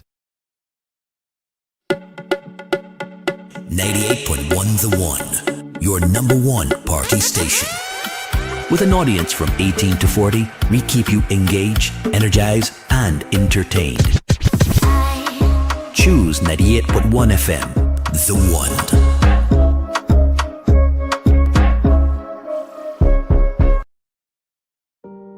Hey there, it's Mahalia. I want to share something that might be really helpful. If you're feeling anxious, overwhelmed, depressed, or lonely, and have no one to talk to, call Lifeline Barbados. We all face struggles at times in our lives. You're not alone. There's no need to feel... Morning, morning. Good morning. Good morning to you. 7:30, Alison Caddell is back. Alison Caddell is an animal control officer with the Animal Control Center. And as we told you last week, we're continuing looking at how we care for our pets, the relationships we have with our pets, understanding our pets, but most of all, understanding we need to register our pets and what it means when we don't. And just a quick recap of what we covered last time, Alison. We talked about registration. Yes. How it's extremely affordable. Licensing. And why it's important to have your dog license. Yes. So remind folks. Okay, so it's indeed, as Pearson said, good morning, Barbados. It's indeed important to license your dog because some of the benefits would be that you can reunite your dog with you if it should become lost, because we give you a tag to place on the dog's collar. And in bad weather like this, dogs tend to get away. If there's thunder and lightning, they tend to escape from their premises because they say it's unsafe. So therefore, they escape. And that's one way of reuniting you with your dog, because the collar would track you to your dog. Then we have the aspect of the dogs that are not well kept. Right. So we would rather persons really take care of their dogs because that prevents them from being euthanized. Because when they get to our center, dogs are in very bad condition, emaciated, lots of wounds and stuff like that. And therefore we are not a place that is a shelter or have vets there. So it would be inhumane to keep the dog there suffering. So unfortunately we have to put it to sleep. Yeah? So that brings me now to today's subject, the 12 commandments of being a responsible dog keeper. I'm telling you, if you like it that in the Bible, somebody went into a mountain and came down with a tablet. Did the same thing happen with this one? The 12 commandments? Well, the 12 commandments to becoming a responsible canine owner primarily looks at choosing the right type of dog based on your lifestyle, the environment, and the functionality. Meaning, some people get a Jack Russell and have it all tied up or caged in, and then say that dog is barking all the time, destroying everything, and things like that. So you should really choose a dog based on your lifestyle, your environment, your housing condition. Because if you don't have a fence or a guard wall, that's a red flag first thing, because it means you have to tie your dog or put it in the box, which is considered a dog house. And dogs generally don't like that. You can imagine when we had COVID, we all were shut in and we couldn't go anywhere, and some of us got into problems with our families, our spouses and stuff like that. So dogs get into deviant behaviors like that too, and then it affects them psychologically and stuff like that. But I'm no vet, so I'm not going to endeavor to go there. And then we look at so commandment number 1 is thou shalt choose the right environment for the dog. And the right type of dog. And the right type of dog. Correct, absolutely. And it goes back with what our mandate is at the center. Ensure that the dog are 6 months and older should be licensed, and that is by law. The law states that once the dog is 6 months and older, it should be licensed with the Animal Control Center, which is a department of the Ministry of Health and Wellness. That's commandment number 2. That's correct. Then you must provide a suitable environment for your dog, suitable accommodation. Persons have a very small thing like this table here, and then want to put a big dog in it. It wouldn't develop adequately. It gets humpback. It just is not right. Think about it. So we suggest that the dog house is 2.5 or so more than the dog would be. So if you know you're getting a Jack Russell, don't just get a very small thing. It needs to run around, jump, and stuff like that. Once you have to place it in that environment. So you have to understand the dog. Yes, you should. Understand the dog. Yes, you should. Not every dog is the same dog. No. They all have different characteristics and based on the breed. Yes. And temperaments. So you have to be making sure the kennel is clean, fitted to that particular absolutely, yes. Okay. Your environment should always be clean to prevent not only odors and vermin like vectors like mosquitoes and flies and stuff like that, because if you're not changing the dog water and scrubbing the pan, you can get mosquito breeding. If you're not cleaning up the stool and sanitizing the urine and all of that, then those things can impact the dog's skin as well. So then people would call us and say this dog is itching all the time, or this dog have some things coming up on its skin, some bumps and so on. But sometimes people are not adequately sanitizing their premises, and I wouldn't get into name brands, but for sure I know that you shouldn't use something like J's fluid and bleach, because the dog's nose is directly lower to the ground already. And if you're going to clean your dog house, primarily you should remove the dog, let it dry off, and then put the dog back. So you use something adequate that wouldn't affect the dogs like how it would affect you. And whatever affects you can affect the dog, yeah? So from that perspective. You'd find that dogs' noses and sense of smell is so acute, so sensitive. Very, very so acute. just to be mindful of that. Yes. Okay. And then premises where dogs are kept must be effectively fenced, as I alluded to before, and are enclosed, because if it is not, as I said before, just to reiterate, because it's a very important point, which prevents stray dogs, check your fence line. If you can cement it, or put some blocks around. But try not for your dog to get out or dogs to get in, absolutely not. Because it makes it very difficult for the Animal Control Center to collect stray dogs off the streets. And then those stray dogs become a menace to society, a problem for persons with their garbage, their other dogs, livestock, and human life, of course. So try not to let your fur baby get away, especially when there's bad weather like what's happening now. When there's imminent danger, if for those who don't mind their dogs coming in, put them in the washroom or the garage area or something. But for those who have a concern with dogs coming in, that's okay, that's understandable. But at least be on the lookout for your dog, because once that thunder claps, that lightning flashes, dogs tend to go away from the house because they see it as unsafe. So therefore, you should make provision for your dogs. Okay. Leashing of dogs. Yes. And sometimes, oh my gosh, it's too tight. I mean, sometimes my tie could be a little bit tight. So imagine a leash on a dog that can't do as I would, which is to just open the tie. A very good point, Pearson, because I'm going to speak from leashes from two perspectives. This morning coming here, I saw a dog all the way down from him walking on the government road, and that's a no-no without a leash, because that's a fine also if that dog bites somebody. Now I saw the dog running in front of him. I said, "That's your dog?" He said, "Yes." So I said to him, it should be on a leash because it's running at vehicles, and that's running at the one in front, but it's not looking at the one behind. So the dog can get struck, create an accident, because cars are going opposite directions, and it can really create a problem for the dog and for human life. So we want to prevent that, to encourage persons, anytime you have your dog out in the public, it should be on a leash, because that's an offense by law. How tight is too tight? And okay, with relation to the tightness, once you put your two fingers through the collar, you should be able to get a little wiggle room, because as the dog is growing, that's another thing persons don't look at. We get calls from time to time that the collar, is growing into the dog's skin. And clearly that had to be that way from a pup. So it suggests to us that you're not caring for your dog well-being as you really should. Yeah. What's the next commandment? I lost track of the numbers. Dogs should be given adequate daily exercise, and that helps you as well as the dog. So if a dog is very hyper, like a Jack Russell or something like that, then it would give the dog exercise, tire it out, so to speak, and you also get exercise, bond with your dog, and that helps in terms of barking and dog just being, hyper. But they're frisky when they're hyper, and it's like, sit down, stop it. I know. But they need that, because that's part of their regimen as well. Yes, okay, should so be. allow them to exercise. Yes.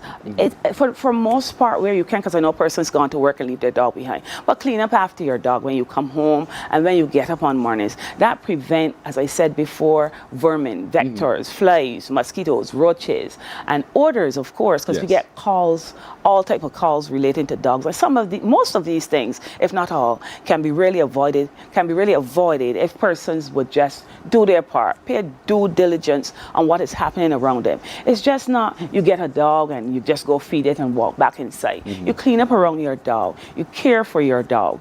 Yeah, like and you should. Caring is grooming. Absolutely. Grooming doesn't mean spout the dog down with water. And go back inside. Yeah. No, if you should give your dog baths from time to time, but also give it some brushing to help with that old dead hair and so on. And it helps with the dander. It helps to stimulate the dog cells and stuff like that. So it feels good to the dog as well. Yeah, like they're scratching their back. How you know? Because I can see the reaction. I see their responses. Yes, up to this morning I brushed mine. I have 4. So up to this morning I brushed one. She was itchy, and I brushed her, and she was pretty good after that.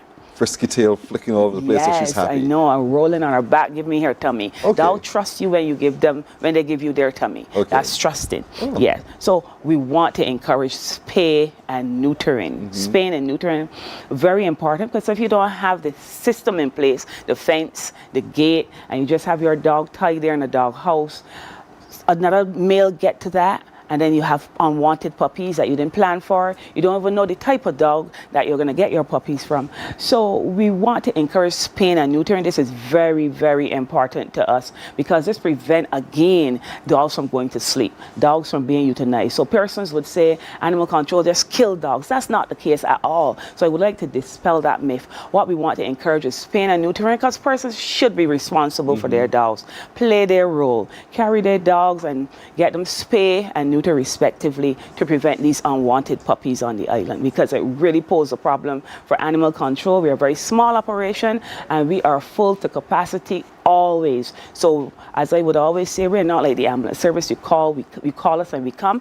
It doesn't work like that. So we have to schedule everything we do. So we want to also encourage, if you have a dog and you don't want it for whatever reason, which is sad, call us 536-3162 or 63, the Animal Control Center. We are located next door to the Archives Department or the Usain Bolt Stadium. And we will schedule a collection for you, or we will schedule you to bring your dog in. Don't just walk in with the dog, because as I said before, we're a very small operation and we have to have the capacity to accommodate your dog, because male go with male, female goes with females, and we also have to consider the temperament. And if there's a dog that is pregnant and stuff like that, we're a very small operation and we wouldn't want to be inundated, and we won't want to necessarily not take your dog at the time that you would want it taken. All right. Did we cover the 12? Well, more or less. Good. We covered 12 of the 12 yes. commandments to be the best canine owner indeed. And remember, dogs need a little bit of freedom as well. Freedom from hunger and thirst, freedom from discomfort, freedom from pain, injury, or disease, freedom from fear and distress, and freedom to express their normal behavior. And all of that we covered just now in those 12 commandments as well. As always, Alison, thank you so much for joining us. I thank you too. You're very welcome. Okay. Alison Cattle, who is an animal control officer with the Animal Control Center, giving us the 12 commandments. Thou shalt, okay? As a good dog owner, thank you so much all. We're back in just a moment. Morning, morning, morning. Good morning. Good morning to you. Some ask, what makes Barbados so special? We at Mornin Barbados say it's you, our exceptional youth. You are talented, resilient, and inspirational. You are the epitome of the Barbadian spirit, testing the boundaries of your creativity. If you are an entrepreneur, artist, baker, designer, author, or have done anything you think should be highlighted, email us at morninbarbados@cbc.bb. Let us show the world our exceptional Bajan youth. From the beautiful shores of the gem of the Caribbean, Barbados, home of the amazing Harrison's Cave, the tantalizing Oystins Bay Garden, our historic garrison, the indigenous road tennis, and the friendliest people in the world. We are 94.7 FM, the ultimate Bajan experience. There is a saying, you can find a Bajan anywhere. Are you a Bajan living abroad? Or do you know of one who has migrated to another country? Well, we at Mornin Barbados would love to have you or them on our Bajan Afar segment. Share your amazing stories, experiences, and how you have adapted to a new culture. Send us an email to morninbarbados@cbc.bb, and together we will travel the world.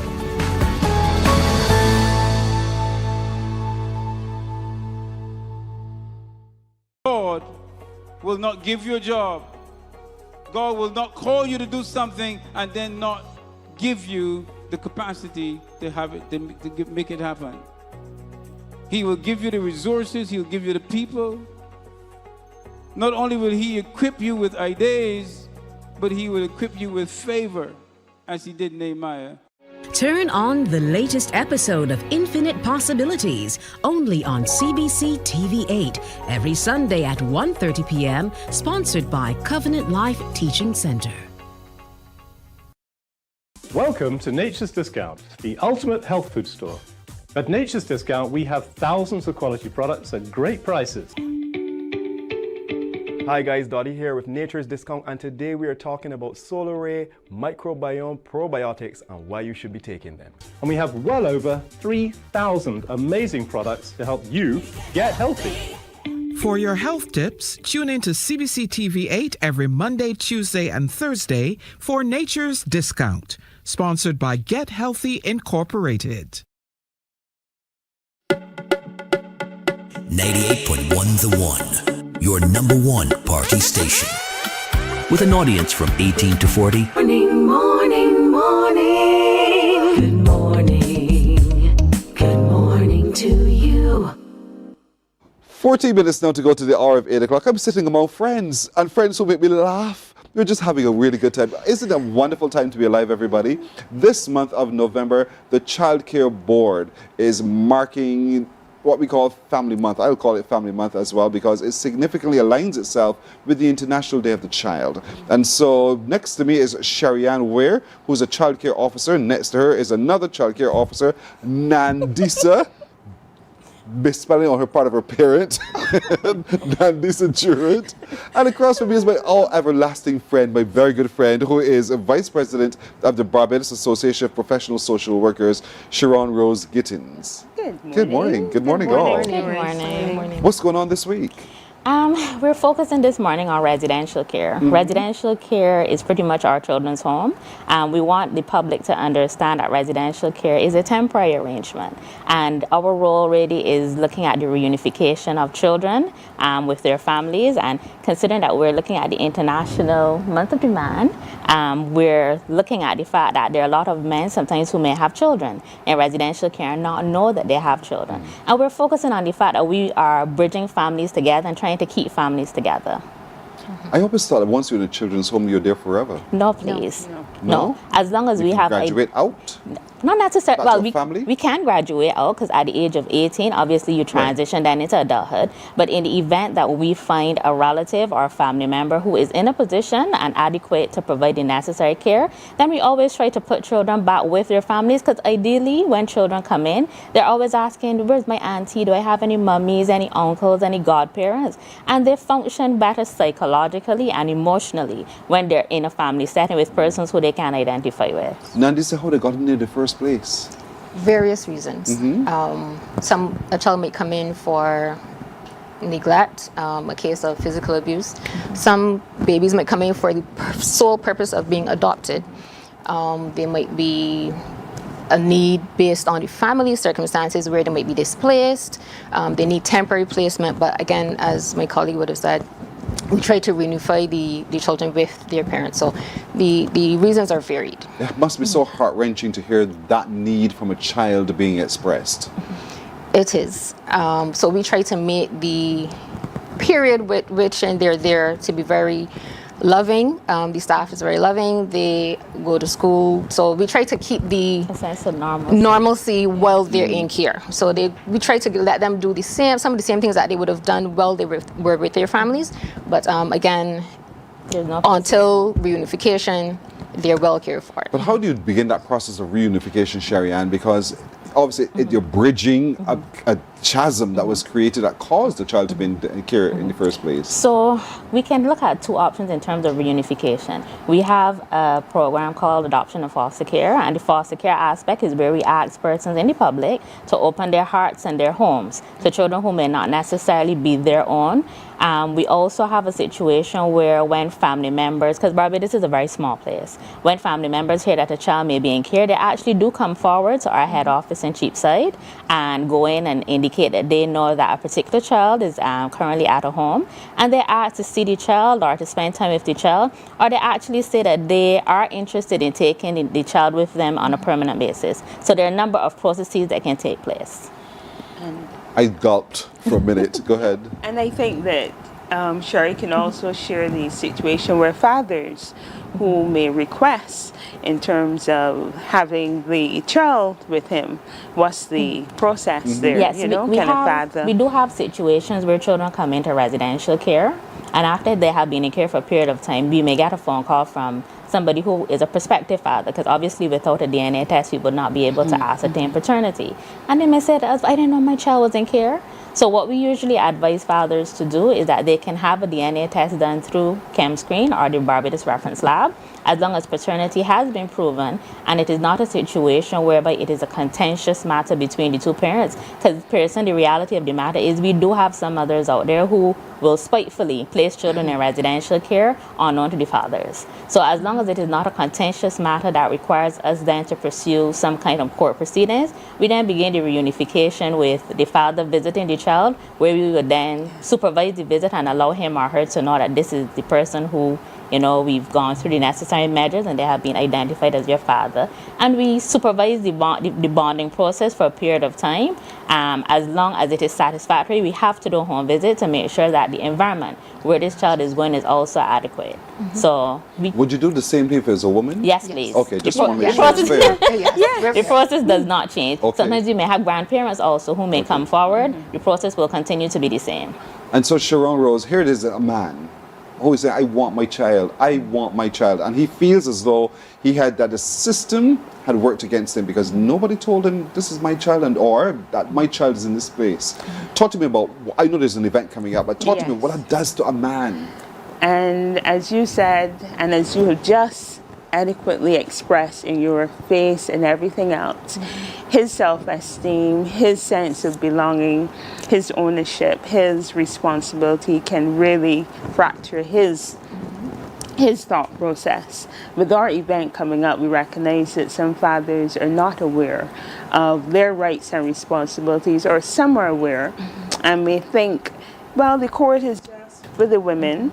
And as our magistrate shared, this is Magistrate Judge Watts, who we spoke with and who's presenting on Wednesday, emphasized years ago, because it was the women who went to the court, a lot was based on women and maintenance. But this present time is for everybody.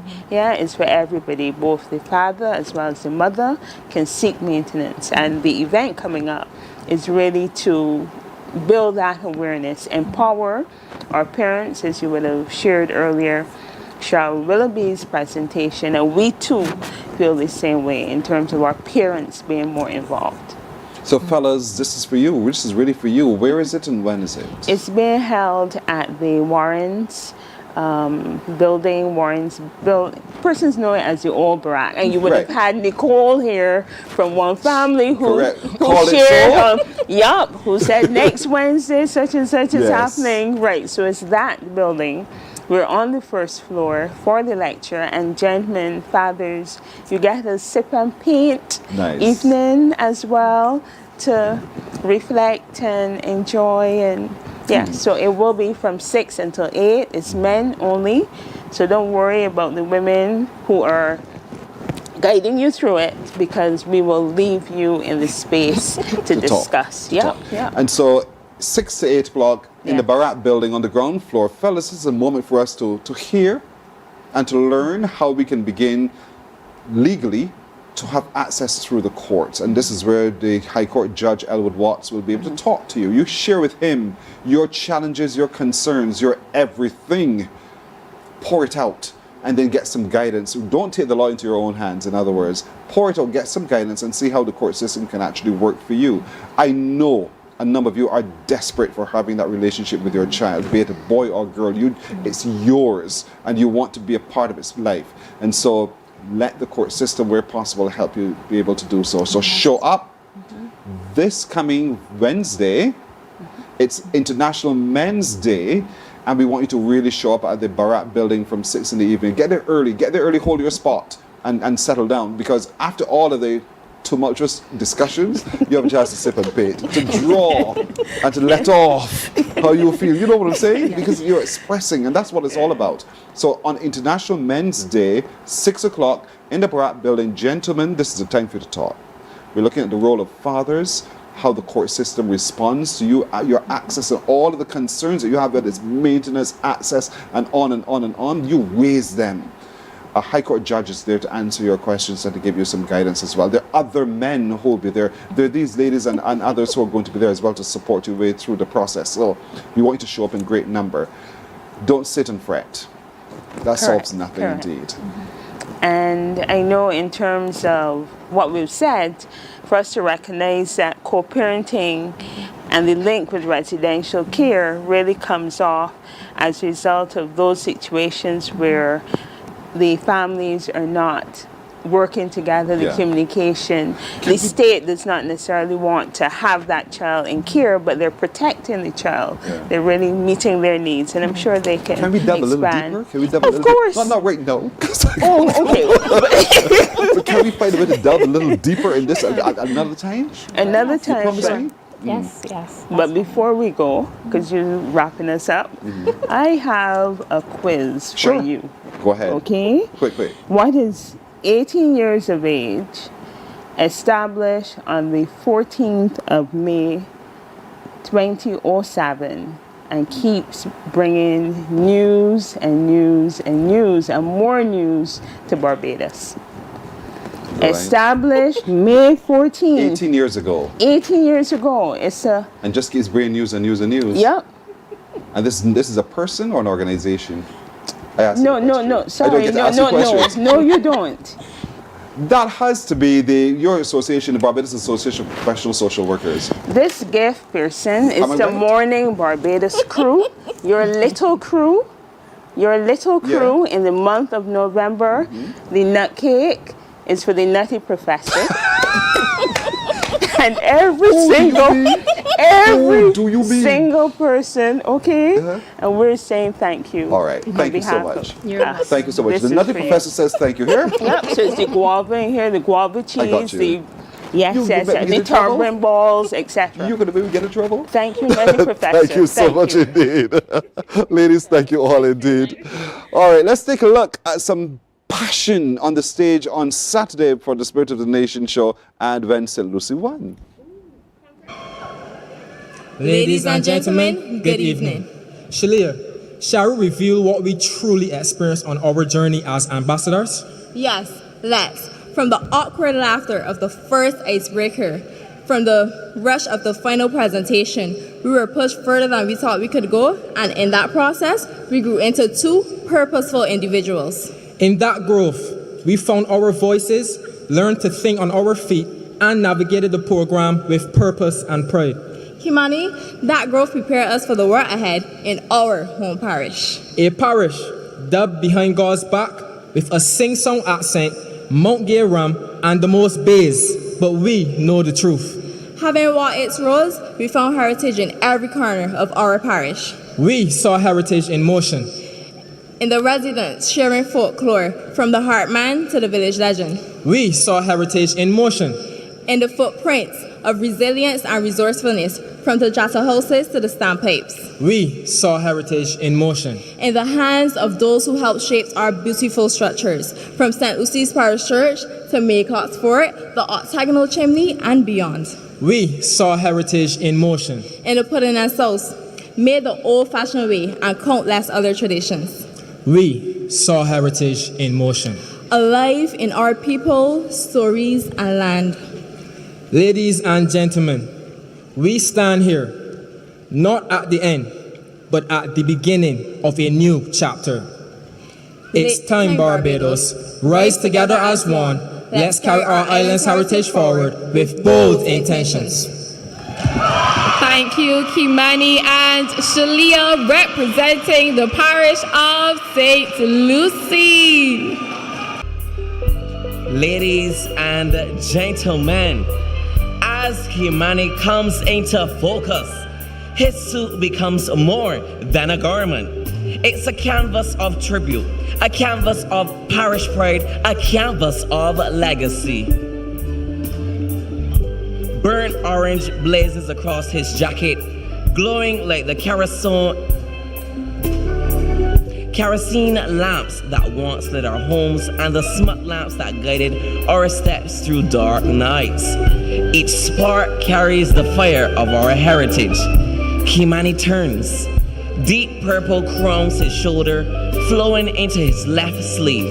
Like the elders who root our heritage deep, steadying it firm, guarding its flame. And then, his black trousers ground the attire, guiding each heritage step with pride, carrying not just fabric, but memory. Poised and mysterious, Shalia graces the stage, the black of her formal wear, a tribute to the St. Lucie Heartmen folklore. Its sweetheart neckline whispers of the very hearts they once hunted. From Shalia's right shoulder, a sleeve designed embodying the fear once instilled throughout the parish by those shady persons. With a turn, Shalia relieves the bodice, lacing, woven as tightly as the heart may dart secrets. From her left hip, a cascade of turquoise ruffles, airbrushed midway into shimmering burnt orange that deepens towards the hem, glows with the Hartman folklore which continues to shape the parish. That folklore finds form in the tapestry, evening wear brought to life by Kimani and Shalia, designed by Shalia Morris and resident Reniko Cottle. Gymnasium, are we ready? The most outstanding parish ambassadors for 2025 goes to St. Lucy, Kimani Graves, and Shalia Morris.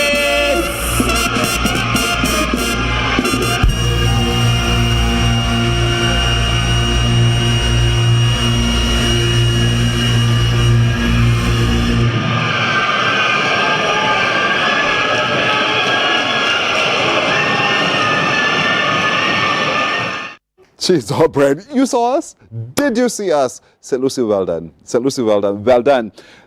Just before I go, just to let you know that all schools are open except the Alexandra School. At the beginning, I told you that. The Alexandra School is closed today because of some work that has to be done at the school plant.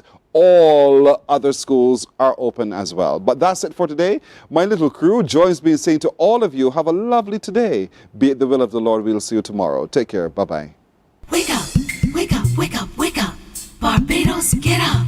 Good morning.